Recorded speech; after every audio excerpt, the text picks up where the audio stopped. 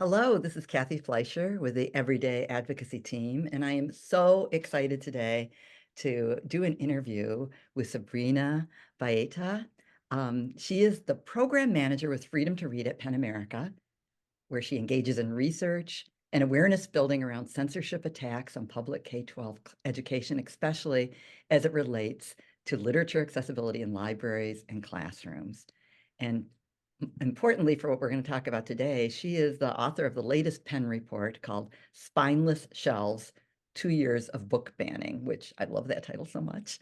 Um, I don't know how familiar everybody who's watching this is with Penn, but for me, it's the go-to place to understand what's going on with book challenges, book banning across the country. They research, they do is impeccable, and it really gives us a basis to understand some of what's going on. And in addition, Sabrina is a friend and supporter of Everyday Advocacy. And we're looking forward to working together in a number of ways to support teachers who are working against bans. So stay tuned, more on that soon. So Sabrina, welcome. Thank you for joining us today.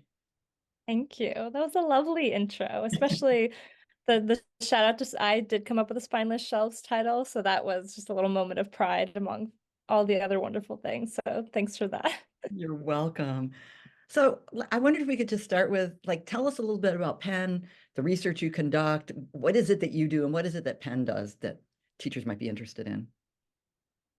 Yeah, absolutely. So, PEN America, we say that we stand at the intersection of literature and human rights to protect free expression. So, it's an org that's been around for over 100 years now, and has been doing work to protect free expression both in the United States but internationally. A bunch of our work has to do with also helping writers at risk in international ways. We do it's not just K through 12 education, although right now that's become a huge focus of our work just because who thought that domestically would have to be fighting this hard for K through 12 access to to information and free expression, but it is unfortunately our fight to have right now. So we really have our fingerprints on a lot of different areas. But I'm lucky enough to work on the free expression and education team, which is specifically looking at K through 12. We look at a wide variety, but my team on Freedom to Read looks at K through 12 public education, free expression issues, and colloquially, I call us the book ban team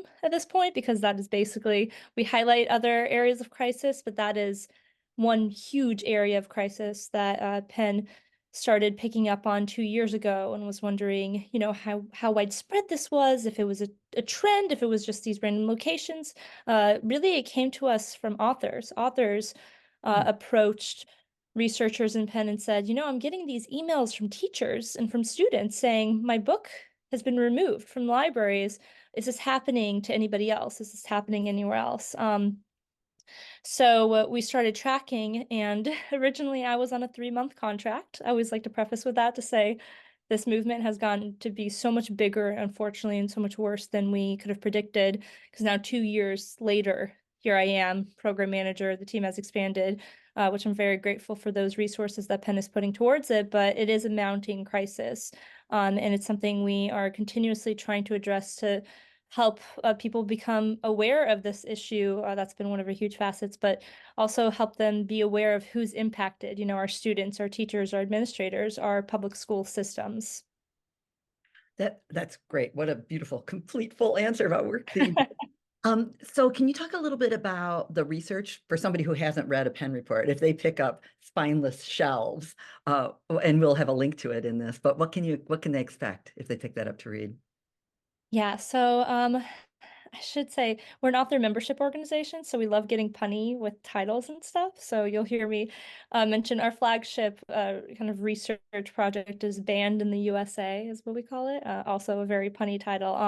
And that is twice a year we put out a report basically on the state of book bans. And we have research, and it includes a public index that lists cases of book censorship in school libraries and school classrooms.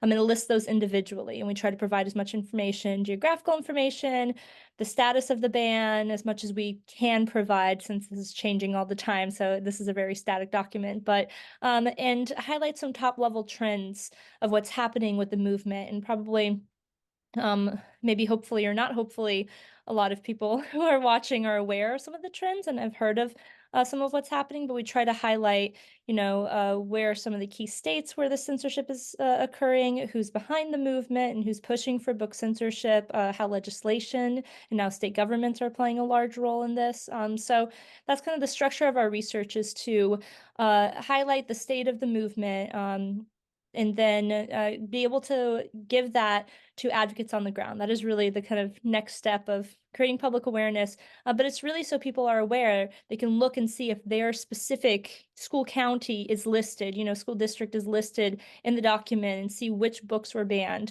understand what kind of content is being banned. We're trying to offer an analysis that is going to be helpful to people on the ground so that they can go into their own communities and advocate for themselves and advocate for their community members in their schools.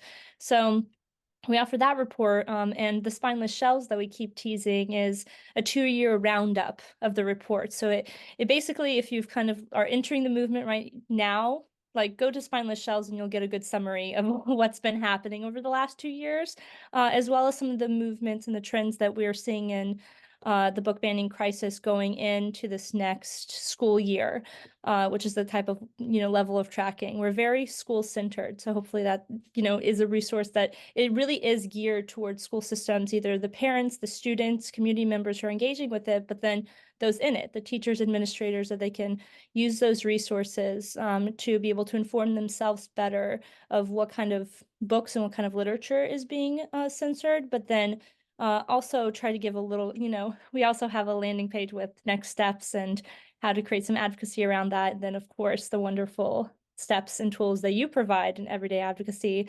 is kind of that next avenue after you're aware of the problem, of what we can do about the problem. Yeah, that's wonderful. And I do want to shift to think about like, what do you think are the most important takeaways to teachers? You talked about that a little, but I have to say, one of the things that I found, maybe it shouldn't have been surprising to me, but it was surprising to me as I read the reports, is when you categorize them, like the reasons that they're banned, right? And some of them are surprising to me, like, sort of books about death and grief, right? That is a pretty Yeah, substantial category. The LGBTQ yeah. stuff I sort of expected. But I think some of the categories are surprising. And I don't know for you, what like No, it about was, some of the categories and where they are. yeah. Yeah, so and you honestly hit on one of the biggest aspects of our research, is that so we take the books that are banned and then we categorize them based on the themes that are present in them. And when we started this, we report out the top 6, basically kind of large buckets. But behind the scenes, we actually have like 40 categories that we're tracking across. We're just reporting the ones with the largest number of books. So sometimes I feel like people like don't like, it's almost easy to look at those 6 and think we're just tracking those and like those happen to fall in those categories. It's like, no, those are actually outstandingly the biggest categories of books that are getting banned. And those include ones with LGBTQ characters and themes. They also include ones that have themes of race and racism, or characters of color, which are ones that unfortunately people seem to expect more. Although I will say at the beginning of the movement, people did not, it wasn't until we could put some numbers to it and give them lists that people didn't fully believe that's what was happening, that there had to be other reasons why the books were banned. And unfortunately, we know those are the reasons the books are getting banned. And to me, that highlights why this is such a crisis, that it is targeting vulnerable communities, communities that have been underrepresented and underserved typically in public education. And there's been a large push now to serve those communities, but unfortunately, there's also been a backlash to that, right? So yes, we see that those are, 2 huge categories, but we also see death and grief. We see sexual content. It has sexual experiences, but we also see violence and abuse. And a huge category there is sexual assault, that is represented in that category. And it's what I don't like terming it difficult topics, because I think they're real topics. They're they're present in everyday life. Students have an understanding of it, depending, it may be different levels at different ages, hopefully, but it is part of their real world, but it is something that outside, a lot of those advocating for these book removals, for these book restrictions, are calling them difficult topics or divisive topics, or, there's these kind of buzzwords that are being used to justify why students shouldn't be, quote unquote, exposed to these topics. Now, that could be surprising to people. I always say in looking at these, try to write a book that doesn't hit upon some of these topics, of course, like it's just Yeah. that is the point.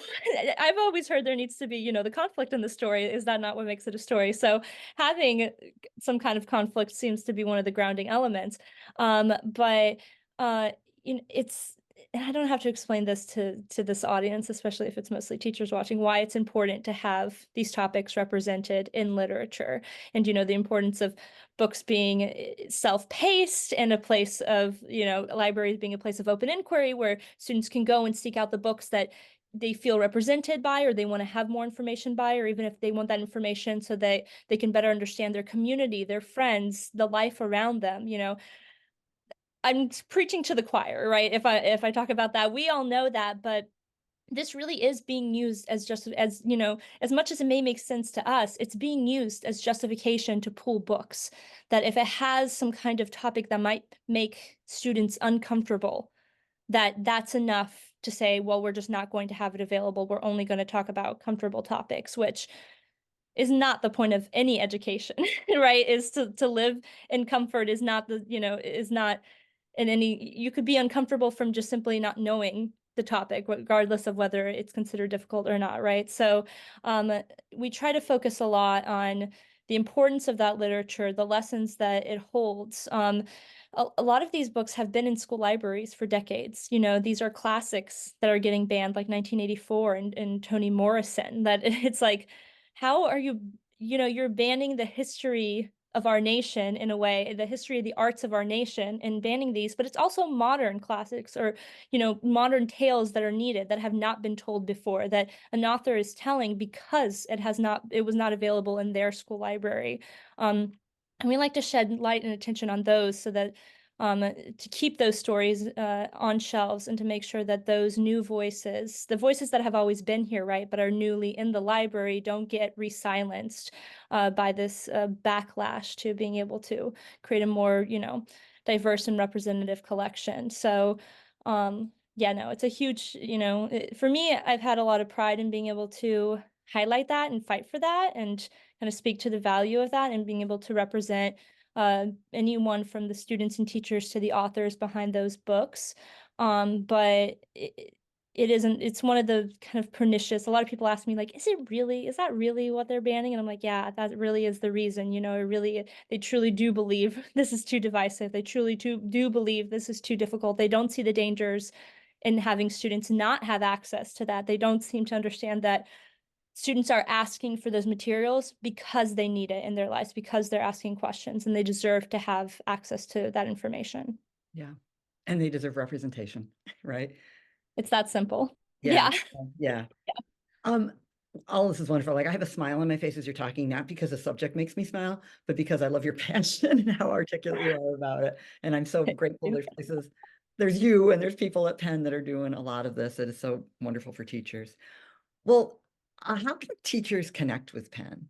Like, what can you imagine the role of Penn being for, like, if a teacher is watching this and like, I'm inspired, I want to, get these Penn reports. How do they do that? How can they connect? I mean, we are here, Penn is all about free expression. If there was like two words to describe it, we're all about having open access to information, and making sure that the professionals whose jobs depend on that, which any educator depends on that, making sure that we are helping them and supporting them. So engaging with our work, going on our website, seeing what resources we have available is kind of an indirect way of being able to do that. But I will say, anybody who's sitting in a crisis situation is like, they just pulled, this morning they went into my library and pulled 20 books. I just heard the school board meeting and they said some stuff that did not sound like good free expression work. Like it really started to sound like censorship. That we are open to having people, all our information is online, contact our team. Like we want to be able to help with those specific situations. And one of the things we like to do is connect, we're well connected with people on the ground in groups at the state level or at local district levels who are doing this work. And we want to be able to connect people and make them aware of the networks around them, because that's one of the main thing I hear from librarians and educators is, it's so isolating. I feel so alone. I feel like I'm shouting into the void. Um, And one of the things we like to do is to reassure them they are not alone. If there's one silver lining to this being such a huge crisis, is that you are not alone, and that the that what you're seeing and what you're experiencing, other people have seen, experienced, and have learned how to deal with it, learned what to do, what steps to take to be able to help fight that censorship that is at their doorstep. So, contact us, and we'll redirect you, or we'll offer our support in whatever way we can. But also, become aware of the materials that we have online. I know Everyday Advocacy, not to keep plugging your org as well, but has a Okay. great page on opposing book bans that has a bunch of different organizations listed out. And I think sometimes, especially because we are a national level organization, there can be this idea that's like, oh, they're not going to answer me. But contact all of them: National Coalition Against Censorship, American Library Association, ACLU. I mean, all see, National Council of Teachers of English is doing a lot with us now too. yes, is doing a lot, yes, and we're also in contact with, and a lot of times we're in contact with each other, right? So it's the kind of thing that if a teacher were to contact me, honestly, I would see what support I could offer them on the ground, but I would probably send them to you as well, right? I would put them in contact with people that I'm like, "Okay, I've helped you as much as I can. I'm gonna pass you along to the next person who's gonna be able to help you through this next step." And if you are somebody who's listening and maybe the crisis hasn't arrived to your doorstep, yet, I would still become really aware, like get really brush up on the information, see the warning signs of, what leads to book censorship and book banning. We have a lot of resources out about that, as well, but you can also email me and we can have a conversation. Like, we really are looking for advocates on the ground. If I get 100 teachers emailing me, that would be a wonderful problem to have and wonderful capacity issue that we would work out. But we are all helping each other. Like, and that's the point, is that you're not isolated. You're not alone in this. Like, people are here, and some people's full-time jobs are to fight this movement. So, like, reach out to those networks and let us help you, because you have enough on your plate already to have to deal with this extra stuff that, who could have predicted that Americans would have been banning books in 2024? Like, it just, Yeah. yeah. Well, Ray Bradbury. Actually, you're right. There are some authors who did a good job predicting it. Oh, You yeah. would have hoped their tales would have been cautionary enough that we would have prevented it, but Yeah. yeah. Sabrina, thank you so much for spending some time with us today. And as I said, Sabrina, I met Sabrina, I don't know, like a year ago, 6 months ago, I don't know how long ago. Yeah. And we've been in contact and putting our heads together to scheme up some new stuff too, because I Yeah. think that between everyday advocacy and the amazing work that's going on at Penn, there's a really good connection there. So stay tuned for more on that. Thank you so much, Sabrina, and good luck with all the work that you're doing to support all of us.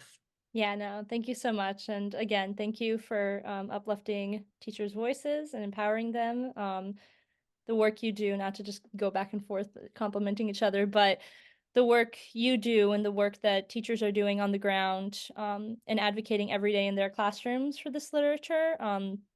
It really is what keeps us going and what gives meaning to kind of the numbers and the research and that kind of theoretical side of everything that I do. So, I'm honestly just really appreciative. With so much going on around the world, there's so many issues that you can turn your attention to, and worthy issues to turn your attention to. But when people pay attention to book banning and decide they want to do something about it, we appreciate it. We value it.